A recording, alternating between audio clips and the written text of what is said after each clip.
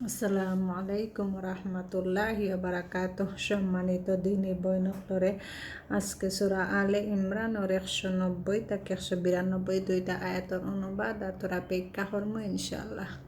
আলহামদুলিল্লাহিল্লাযী হামদান কাসীরান তাইয়িবান মুবারাকান ফিহি। আল্লাহুম্মা সাল্লি সাল্লিম আলা নাবিয়িনা মুহাম্মদ। রাব্বি ইশরাহ লি সাদরি ওয়াইসির লি আমরি ওয়াহলুল উকদাতাম মিন লিসানি ইয়াফকাহু কওলি। আকাশ ও পৃথিবীর সৃষ্টির ব্যাপারে এবং রাত ও দিনের অবর্তনের সেই সব বুদ্ধিমান লোকের জন্য অসংখ্য নিদর্শন রয়েছে, যারা উঠতে বসতে শুইতে সকল অবস্থায় তাই আল্লাহকে স্মরণ করে এবং আকাশ ও পৃথিবীর সৃষ্টি সংগঠন সম্পর্কে চিন্তা গবেষণা করে। আমাদের রব, এসব কিছু তুমি অনর্থক উদ্দেশ্যহীনভাবে সৃষ্টি করনি। তুমি উদ্দেশ্যহীন কাজের বাতুলতা থেকে পবিত্র। এতব হে আমার রব, দুজখের আজাব থেকে আমাদেরকে বাঁচাও। হে আমার রব, তুমি যাকে দুজখে নিক্ষেপ করেছ তাকে বড়ই অপমান ও লাঞ্ছনার মধ্যে নিক্ষেপ করেছ। তাছাড়া এসব জালিমের সাহায্যকারীও কেউ হবে না। এই আয়াতগুলোর মধ্যে আল্লাহ সুবহানাহু ওয়া তাআলা অনেক সুন্দর করে বুঝাইয়া দিরা যে আকাশ পৃথিবী সৃষ্টি করছেন, এই সৃষ্টি করছেন কত সুন্দর করে সব কিছু সৃষ্টি করছেন। আর রাত আর দিন সৃষ্টি করছেন। এই যে রাত, দিনের পরে রাত আয়, রাতের পরে দিন আয়, কত সুন্দর একটা করে সৃষ্টি করছেন। এটা কি বুদ্ধিমান মানুষের লাগে চিন্তা করার বিষয় যে আল্লাহ সুবহানাহু ওয়া তাআলা এটা অনর্থক সৃষ্টি করছেন না। আল্লাহ তারা সৃষ্টি করছেন একমাত্র মানুষ আল্লাহর ইবাদত করার লাগিয়া। আর আল্লাহ কি দেখতাখে আমলের দিক দিক ইয়াখে বেশি উন্নত ওটাল্লাহ আকি ও উদ্দেশ্যে আল্লাহ সুবহানাহু ওয়া তাআলা জিন ও মানুষকে সৃষ্টি করছে। তো রাত হইল কি অন্ধকার আর দিন হইল কি আলো। দিন যদি আলো থাকতো না, তে সারা রাত অন্ধকার থাকলো না রাত্রে লাহান। আর অন্ধকার যদি থাকতো না, তে সারা দিন লাহান থাকলো না। এটা আল্লাহকে একটা নেয়ামত সুন্দর করে আল্লাহ সৃষ্টি করছেন। মানুষ এটা লইয়া চিন্তা করতো, বুঝতো যে আল্লাহ কত ক্ষমতার মালিক। আর আবার কইরা কি যারা উঠতে বসতে শুইতে সকল অবস্থায় আল্লাহকে স্মরণ করে। আল্লাহকে স্মরণ করা আগে সব সময় অতি মর্যাদাবান আগে যে যারা আগে জিও করব আল্লাহ সুবহানাহু ওয়া তাআলার কাছে কি জিও পাইব, রহমত পাইব। তো সবসময় একে উঠতে বইতে শুইতে সবসময় আল্লাহরে স্মরণ করা। যেমন গরুর যে কোনো কাম করতে বিসমিল্লাহির রহমানির রহিম বলা, মনে করিয়া বলা, বা অন্যান্য কাম করতে সময় দোয়া দুরুদ সব কিছু সকাল সন্ধ্যার দোয়া বা দোয়া দুরুদ পড়া, এটাই লাগে আল্লাহরে স্মরণ করা।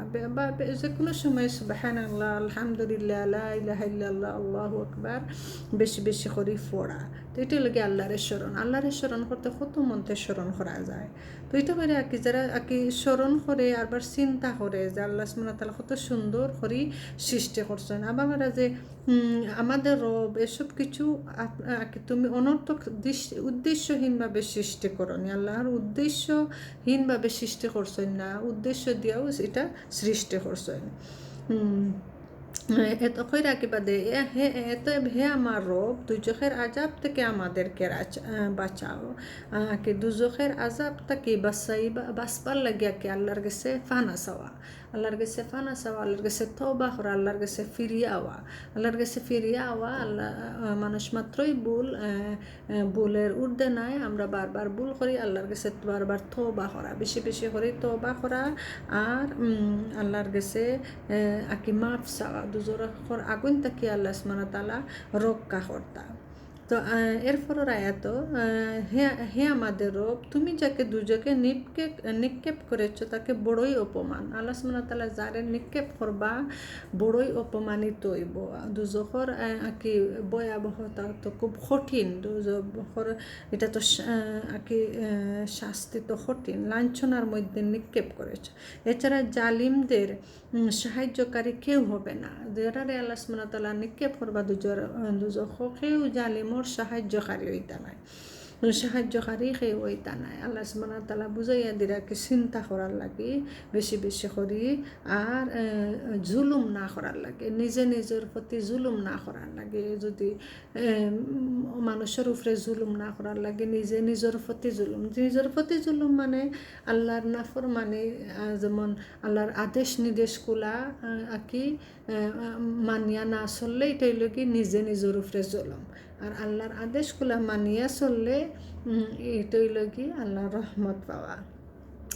তো জালিম যারা আল্লাহ এরা তো সাহায্যকারী ফায়দা নাই, আর দুজখন নিক্ষেপ করবা। তার লাগে বেশি বেশি করে আল্লাহর কাছে দোয়া করা, আল্লাহ দুজখর আগুন থেকে বাঁচাইতা, নিজের উপরে দিতে না, যাতে নিজে জুলুম আঁকি ওই না, ওলাহান সতর্ক থাকা, আল্লাহর কাছে মাফ করা, আকিম আল্লাহর কাছে মাফ চাওয়া বেশি বেশি করি, আল্লাহ মাফ করিয়া দিতা।